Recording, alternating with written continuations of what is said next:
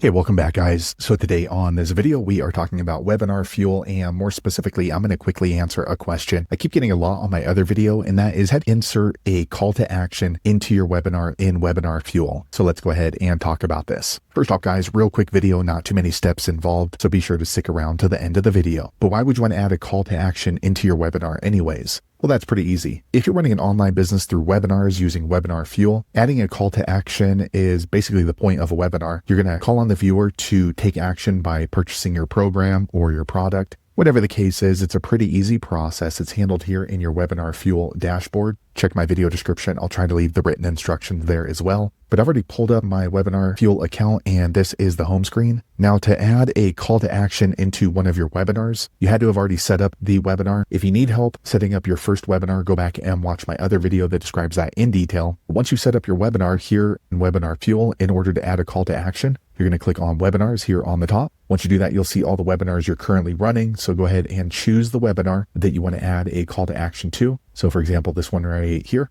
Once you do that, you're going to see this gray menu here on the left, and you're going to click here on Webinar Room. Okay, once you do that, you're going to see these four options at the top, and you want to click on CTAs. Okay, once you do that, you're going to click here on Add CTA or Call to Action. All right, next you get to choose what type of CTA you want to add. Generally speaking, it's going to be this one, offer. If you're on a webinar and you're pitching at some point during the video, you want to go ahead and make that offer. Click. Okay, so here is where you can go ahead and add a call to action. So you're just going to go through these gray boxes and fill them out. And at any point you want to see what this TA is going to look like, you're going to click here on this eyeball and you'll see it right here. So first we're going to do offer headline. So what is it that you're offering? This happens to be a webinar about Chinese food. So let's go ahead and say buy Kung Pao recipe. Okay. Additional text. This is optional, but let's go ahead and say more spicy than you know. Okay. And then we click on the eyeball and you can see what it starts to look like. So let me go ahead and turn that off. And button text, let's say start cooking today. And then here is going to be our link. So you need to add the HTTP for this to work. So this is going to route to our order page. So basically they're going to be able to enter in their credit card. So that could be from your Stripe order page or wherever you normally have your order page.